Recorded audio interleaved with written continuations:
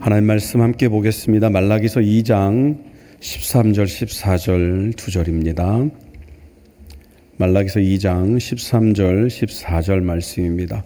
같이 한 목소리로 읽겠습니다. 너희가 이런 일도 행하나니 곧 눈물과 울음과 탄식으로 여호와의 제단을 가리게 하는도다.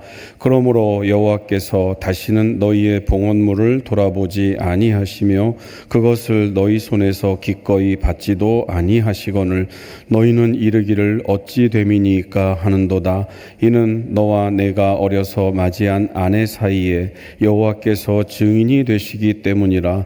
그는 내 짝이요 너와 서약한 아내로 돼 내가 그에게 거짓을 행하였도다. 아멘. 계속해서 말라기서에 있는 말씀을 우리가 살펴보고 있습니다. 대략적으로 제가 계산이라고 할까요? 생각을 해보니까 앞으로 한 10주 정도 10주에서 12주 정도를 말라기서를 더 좀 살펴볼 것 같습니다. 그래서 다음에는 이제 좀 뭐라 그럴까요? 좀 진도를 빨리빨리 좀 나가는 성경을 좀 찾아보겠다는 생각을 좀 해보겠는데요.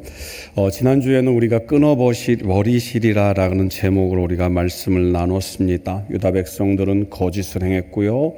그 거짓은 곧 배반이라고 말씀을 드렸습니다. 그리고 하나님께서는 그런 백성들을 하나님께서 끊어버리시겠다라고 하는 하나님의 언약 계명 속에서 약속과 끊어버리시겠다라고 하는 이제 그런 말씀을 우리가 나눠보았습니다.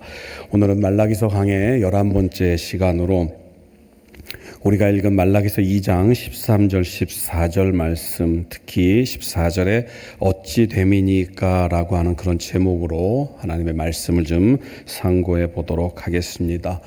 계속해서 말라기서의 배경을 몇 번을 언급드렸는데요. 말라기서의 배경은 이렇습니다. 하나님께서 이스라엘 백성들을 향해서 계명을 새롭게 약속해 주시고 세워주셨는데 그 하나님께서 약속하신 그 계명은 이루어지지 않는 것 같고 그러한 시간들이 무려 100년이 넘는 120년 가까이 되는 그런 시간들이 흐르면서 이스라엘 백성들은 유다 백성들은 하나님의 말씀을 의지하기보다는 자기의 뜻대로 그냥 자기의 종교 생활을 해 나오는 것에 익숙한 이제 그러한 형편이 되어 버렸습니다.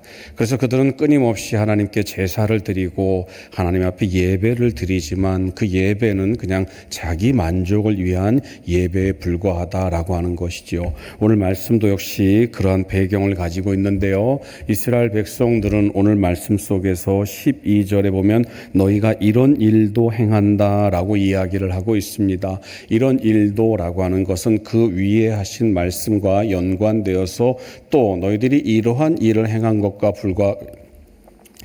더불어서 또 이런 일을 행하고 있구나라고 하는 이제 그런 말씀으로 이야기를 하고 있는 것입니다. 그래서 13절 말씀, 우리가 읽은 13절 말씀, 너희가 이런 일도 행하나니라고 하는 그 말의 정확한 의미는 너희가 행한 두 번째 가증한 일은이라고 하는 그런 의미를 담고 있습니다. 이스라엘 백성들은 이방 여인과 결혼해서 하나님의 성소를 더럽히는 그런 가증한 일 외에도 또 다른 가증한 일을 하고 있는데 그것은 무엇인가? 바로 눈물과 울음과 탄식으로 여호와의 제단을 가린다라고 하는 것입니다. 오늘 본문 속에서 개역개정 성경에서 가리다라고 번역된 히브리어의 원래 의미는 완벽하게 덮어버린다라고 하는 그런 의미입니다. 그러니까 이상하죠. 이 가증한 일을 행한다라고 하는데 그것이 바로 눈물과 탄식과 그리고 울음으로 하나님의 제단을 완벽하게 가리고 있다라고 하는 그런 말씀이 오늘 본문 13절의 말씀이다라고 하는 것입니다. 눈물과 울음과 탄식으로 하나님의 제단을 덮는다. 하나님의 제단을 완벽하게 가린다라고 하는 것은 결국 울부짖는다라고 하는 그런 의미입니다. 눈물, 울음, 탄식으로 울부짖는 것. 성경 속에서 눈물과 울음과 탄식으로 울부짖는 행동은 많은 경우에 좋은 의미로 해석이 됩니다. 무슨 말인가? 성경 속에서 나타난 어떤 회개의 모습은, 회개의 이야기들은 이스라엘 백성들이 하나님 앞에 나아가서 울며 탄식하며 눈물 흘리며 하나님 앞에 자신의 죄를 고백하는 것이 바로 회개의 모습이기 때문입니다. 그런데 오늘 본문은 이스라엘 백성들이 눈물과 울음과 탄식으로 하나님의 제단 앞에서 그 제단을 덮을 정도로 그런 회개의 모습을 보이는 것 같은데 그것이 가증한 일이라고 말씀하고 있는 것입니다. 그 이유가 무엇인가? 그 이유를 13절 하반절에서 찾아볼 수가 있습니다. 13절을 다시 좀 띄워주실까요? 그러므로라고 하는 말로 중간에 시작을 하는데요. 그러므로 여호와께서 다시는 너희의 봉헌물을 돌아보지도 아니하시며 그것을 너희 손에서 기꺼이 받지도 아니하시거늘. 다시 좀 보여주시기 바랍니다. 방금 읽은 말라기서 2장 13절에서 너희가 이런 일을 행하나니, 너희가 이런 가증한 일도 행하는데 그것이 무엇인 줄 아느냐? 눈물과 울음과 탄식으로 하나님의 제단 앞에서 그런 모습을 보이고 있다라고 하는 것입니다. 왜 그것이 가증한 일일까? 방금 읽은 개역개정 성경은 그러므로라고 번역이 되어 있는데 이 그러므로가 히브리어 원어를 보게 되면 왜냐하면으로 표기가 되어 있습니다. 그러니까 지금 우리가 읽은 이 13절 말씀을 그러므로 대신 왜냐하면을 넣어서 읽어보면 이렇게 됩니다. 너희가 이런 13절을 다시 그냥 띄워주십시오. 너희가 이런 일도 행하나니 곧 눈물과 울음과 탄식으로 여호와의 제단을 가리게 하는도다. 왜냐하면 여호와께서 다시는 너희의 봉헌물을 돌아보지도 아니하시며 그것을 너희 손에서도 기꺼이 받지 아니하시기 때문이다. 다시 한번 더 풀어보면 이런 것입니다. 하나님께서 너희의 제물을 받지 않으시기 때문에 너희는 하나님의 제단 앞에서 울며 불며 탄식하고 있구나라고 하는 것입니다. 너희가 가증한 일을 행하고 있는데 그것은 무엇인 줄 아느냐? 너희는 지금 하나님의 제단 앞에서 울며 불며 탄식하고 있다. 그런데 너희들이 탄식하는 이유는 하나님께서 너희의 봉헌물을, 너희의 제물을, 너희의 예배를 받지 않으시는 것 때문에 너희는 지금 탄식하고 있다라고 하는 것입니다. 울음과 탄식으로 여호와의 제단을 덮은 사람은 오늘 본문 속에서 해석은 두 가지로 해석이 됩니다. 첫 번째는 버림받은 아내라고 하는 해석이 있습니다. 그 두 번째는 그 버림받은 아내를 둔 남편이라고 하는 해석이 있습니다. 무슨 말인가? 하나님께서 허락하신 그 율법 속에서, 계명 속에서 하나님께서 허락하신 아내를 버리고 이방 여인들, 우상의 여인들과 결혼을 한 그 사람들이 하나님 앞에 또 다른 복을 받기 위해서 하나님께 제물을 드린다라고 하는 것입니다. 앞서 13절 말씀을 시작하면서 이 말씀은 너희가 행한 두 번째 가증한 일이다라고 말씀을 드렸습니다. 자, 여러분 좀 정리를 해보겠습니다. 이방 여인들과 결혼을 해냈습니다. 그래서 하나님의 전을 더럽힌 가증한 일을 행한 사람들입니다. 그런데 이 사람들이 두 번째 가증한 일을 행하고 있는데 그것은 무엇인가? 하나님 앞에서 철저하게 너희들을 끊어버리겠다라고 하는 그 죄, 가증한 일을 한 그 죄를 하나님 앞에 회개하지 않고 그 더러운 몸으로 가증한 죄를 벌인 그 행위를 그대로 가지고 와서 하나님께 제사를 드리고 있다는 것입니다. 그리고 그 제사를 드리면서 하나님 앞에 눈물로 탄식합니다. 울음으로 탄식합니다. 왜 그렇습니까? 하나님께서 내 제사를 받지 않는다라고 하는 것입니다. 그 뒤는 또 그 얘기는 좀 뒤에 얘기를 하겠습니다. 시편 51편을 보게 되면 다윗은 하나님께 드리는 제사, 하나님께 드리는 번제, 하나님께 드려야 할 그 예배에 무언가가 꼭 있어야 한다라고 말을 하고 있습니다. 그것이 무엇인가? 시편 51편 17절입니다. 하나님께서 구하시는 제사는 상한 심령이라. 하나님이여 상하고 통회하는 마음을 주께서 멸시치 아니하시리이다. 다윗은 말합니다. 하나님께서 원하시는 제사에는 반드시 한 가지가 필요한데 그것은 무엇인가? 바로 통회하는 심령이다 라고 하는 것입니다. 통회하는 심령은 무엇입니까? 바로 자신의 죄를 회개하는 마음입니다. 하나님 앞에 나와서 하나님께 제사를 드릴 때, 하나님께 예배를 드릴 때 반드시 선결되어야 하는 것이 무엇인가? 바로 자신의 죄를 하나님 앞에 드러내는 회개의 마음이다 라고 하는 것입니다. 누가복음 18장 13절에서는 세리가 등장합니다. 그 세리는 이렇게 이야기를 하죠. 세리는 멀리 서서 감히 눈을 들어 하늘을 쳐다보지도 못하고 다만 가슴을 치며 이르되 하나님이여 불쌍히 여기소서 나는 죄인이로소이다 하였느니라. 오늘 본문에서 오늘 본문에서 등장하고 있는 그 유대인들은 가증한 죄악에도 불구하고 하나님이 끊어버리시겠다라고 하는 그런 경고에도 불구하고 그런 죄를 지었음에도 불구하고 자신의 죄는 그대로 놔둔 채 자신의 죄에 물든 그 삶은 아무런 변화도 없는 채 하나님께 복을 구하는 제사를 드리고 있는 것입니다.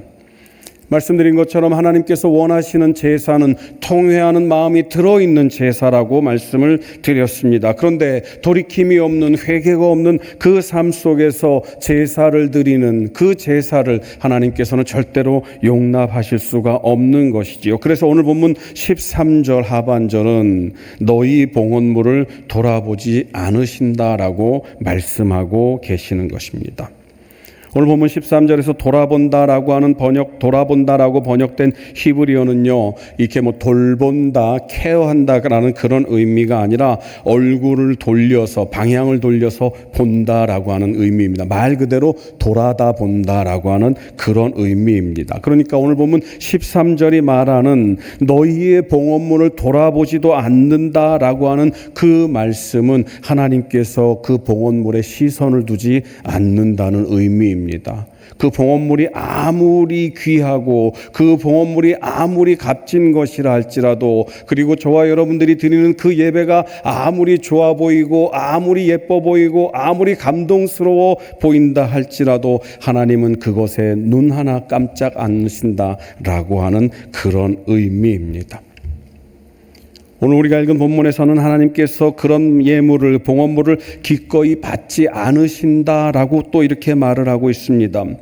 기꺼이 받지 않는다라고 하는 것은 기쁘게 받지 않으신다는 말입니다. 그러니까 그런 것으로는 하나님을 기쁘시게 할 수 없다는 의미입니다. 다시 말하면 통한의 심령, 자복하는 심령, 하나님 앞에 죄가를 회개하고 있는 그런 회개가 없는 제사는, 회개가 없는 예배는, 회개가 없는 찬양은 하나님의 눈을 끌 수도 없을 뿐만 아니라 그것이 아무리 우리의 마음을, 저와 여러분들의 마음을 감동시킨다 할지라도 하나님은 절대로 그것을 기쁘게 받지 않으신다. 그것으로는 하나님을 기쁘시게 할 수 없다라고 하는 것을 의미하는 것입니다. 계속해서 제사와 예배를 번갈아 가면서 여러분께 말씀을 드리고 있는데요. 예배에 임하는 우리의 자세를 오늘 본문은 말을 하고 있습니다. 무슨 말입니까? 저와 여러분들은 세리처럼 정말 상한 심령으로 예배에 임하고 있는지, 상하고 통회하는 마음으로 예배 가운데 나와서 나는 죄인입니다라고 고백하며 하나님의 은혜를 간구하고 있는지, 죄인임에도 불구하고 우리를 불러주신 그 하나님의 은혜에 감격스러워 그 감격을 가지고 예배 가운데 나아가고 있는지를 다시 한번 생각해 보아야 한다라는 것입니다. 하나님의 외면이 있었습니다. 나는 너희들의 봉헌물을 그 봉헌물에 내 시선을 두지도 않을 뿐만 아니라 그 봉헌물을 내가 절대로 기쁘게 받을 수 없다라고 하는 그 하나님의 외면에 이스라엘 백성들은 어떻게 반응합니까? 눈물, 울음, 탄식으로 하나님께 하소연하고 있습니다. 그것이 바로 14절 말씀인데요. 이렇게 이야기를 합니다. 너희는 이르기를 어찌 됨이니까 하는도다. 하나님께서 왜 우리의 봉헌물을 용납하지 않으시지? 하나님께서 왜 우리의 제사를 받지 않으시는 걸까? 하나님께서 왜 우리의 예배를 기뻐하지 않으실까? 어찌 됨이니까? 라고 하는 이 의문은요, 이 의문문은, 이 질문은 두 가지 의미를 담고 있습니다. 첫 번째는요, 하나님 왜 그렇게 하십니까? 라고 하는 의미입니다. 하나님 어찌 됨이니까? 왜 그렇게 하십니까? 또 다른 한 가지 의미는요, 이런 것입니다. 하나님 그것은 잘못된 행동입니다. 무슨 말입니까? 우리의 봉헌물을 이스라엘 백성들이 드리는 그 귀한 것들을 하나님께서 돌아보지도 않고 그것은 내가 기뻐하는 것이 아니다라고 이야기를 할 때 이스라엘 백성들이 말합니다. 하나님 도대체 어찌 됨이니까? 하나님 도대체 왜 그렇게 하십니까? 왜 우리의 재물을 받지 않으시죠? 하나님 그렇게 하시는 것은 잘못된 것입니다. 우리가 이렇게 귀한 것을 하나님께 드리는데, 우리가 이렇게 정말 정성을 다해서 하나님께 드리는데, 우리가 정말 이렇게 아름다운 것을 하나님께 드리는데 왜 하나님 그것을 받지 않으십니까? 하나님은 그들에게 하나님의 제사를 받지 않는 그 모습을 책망하면서 하나님 잘못된 것입니다라고 하면서 하나님을 원망하는 그들을 향해서 그들의 죄를 다시 한번 깨닫도록 말씀하십니다. 이는 14절 하반절입니다. 너와 내가 어려서 맞이한 아내 사이에 여호와께서 증인이 되시기 때문이라. 그는 내 짝이요 내가 그에게 거짓을 행하였도다. 이는이라고 하는 말을 세번역 성경은 그 까닭은이라고 풀어주고 있습니다. 그 이유는, 하나님께서 너희의 봉헌물을 받지 않으시는 그 이유는, 하나님께서 너희의 봉헌물을 기뻐하시지 않는 그 이유는 너희가 아내를 버렸기 때문이다. 너희가 아내를 배반했기 때문이다. 너희가 가증한 일을 행했기 때문이다. 그 가증한 일을 회개하지 않으면서 너희는 또다시 가증한 일을 하고 있는데, 그것은 무엇인가? 죄는 그대로 내버려 두고 하나님 앞에 너희들의 봉헌물을 드리면서 하나님 이것을 받아주셔야 됩니다. 하나님 이것이 우리가 드리는 기쁜 제사입니다 라고 하면서 그것에 대한 축복을 갈구하고 있구나. 하나님은 그런 이스라엘을 향해서, 유대인들을 향해서 나는 너희들의 봉헌물을 받을 수 없다. 그러니 유대인들이 또다시 하나님께 질문을 하는 것입니다. 하나님 도대체 왜 그렇게 하십니까? 하나님 우리의 예물을 받으셔야지 마땅합니다. 우리의 예물을 받으시지 않으면 하나님 실수하시는 겁니다. 이방신의 딸을, 이방 여인을 아내로 삼기 위해서 하나님께서 언약으로 약속하신 아내를 버렸습니다.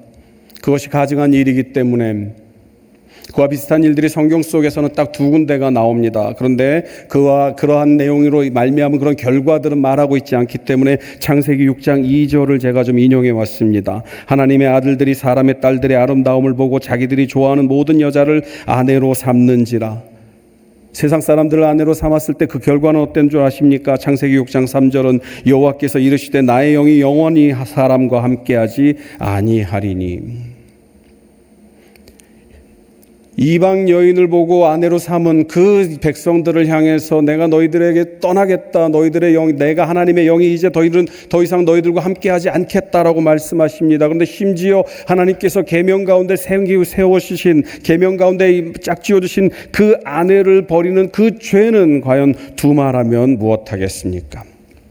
이방 여인과 거론하는 것만으로 하나님의 영이 떠나시는데, 하나님이 허락하신 그 아내를 배반하고 이방 여인과 결혼한 자들에게 하나님이 어떻게 하시겠습니까? 그들의 제사를 받으시는 것 자체가 말도 안 되는 그러한 행동이겠지요. 유다 백성들은 죄악 가운데서 하나님께 제사를 드렸습니다. 그리고 그 제사를 하나님께서 받지 않으신다고 어찌 됨이니까? 하나님 실수하시는 겁니다라고 하나님을 원망합니다. 이러한 모습들이 어쩌면 저와 여러분들의 모습이 아닌지는 모르겠습니다.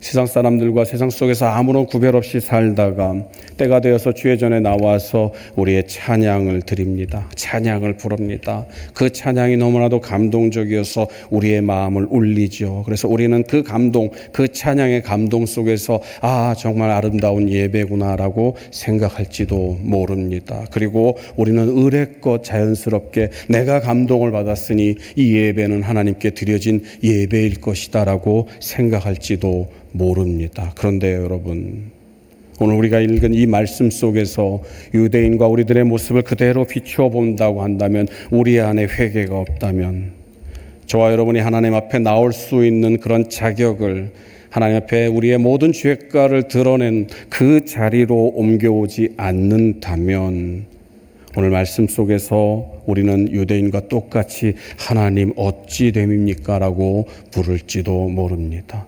하나님, 내가 이렇게 감동을 받았는데 왜 이 예배에 하나님은 감동받지 않으십니까? 내가 이렇게 열심을 내서 찬양을 하는데 하나님, 왜 내가 드리는 찬양을 하나님은 받지 않으십니까? 내가 이렇게 정말 열과 성을 다해서 기도하는데 하나님, 이 정도 기도하면 하나님이 받으셔야 하는 것 아닙니까?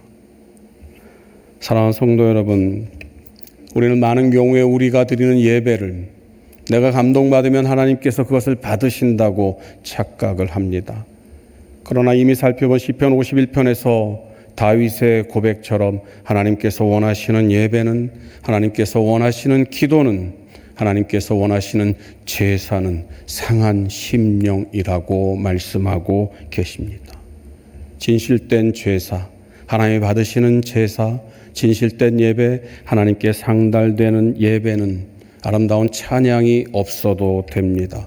화려한 설교가 없어도 되고요. 많은 예물이 없어도 됩니다. 딱 하나가 필요한데 그것은 무엇인가? 통회하는 마음입니다. 사랑하는 성도 여러분, 이 시간 저와 여러분들은 기도하기 위해서 이 자리에 모였습니다. 하나님께 예배드리며 하나님을 찬양하며 그리고 그 찬양을 통해서 하나님께서 허락하신 은혜를 받기 위해서 이 자리에 모였습니다. 그럼 우리에게 먼저 필요한 것은 무엇인가? 자복하고 통회하는 마음이 있어야 함을 기억하시기 바랍니다. 오늘 시간 우리가 함께 기도할 때 우리는 먼저 자복하고 회개해야 합니다. 하나님, 세상 사람들과 똑같은 삶을 살았던 내 죄를 고백합니다. 하나님, 세상 속에서 거룩함은 잃어버린 채 세상 사람들의 그러한 욕심을 따라 모든 것을 바쳤던, 모든 시간을 허비했던 내 자신을 용서하여 주시옵소서. 하나님을 최우선으로 둔다고 하면서 하나님을 최우선으로 두는 것이 아니라 나를 하나님의 자리에 놓고 나를 섬기며 하루 종일 살았던 내 죄를 돌아봅니다. 하나님, 내 죄를 용서하옵소서. 오늘 시간 우리 다 같이 자복하고 회개하는 마음으로 하나님 앞에 나아가기를 원합니다. 우리의 찬송이 감동적인 것이 아니라 하나님이 원하시는 것은 바로 우리의 상한 심령임을 기억하시기 바랍니다. 이제 여러분의 상한 심령을 하나님 앞에 내려놓으시기 바랍니다. 하나님, 이 상처받은 마음, 이 더럽고 찢긴 마음을 하나님 앞에 내려놓기를 원하오니 이 시간 하나님 함께하여 주옵소서. 이 시간 우리가 같이 정말로 우리의 상한 심령을 하나님 앞에 고백하며 이 모든 예배 가운데 하나님께 상달되는 귀한 한 시간이 되기를 간절히 소망합니다.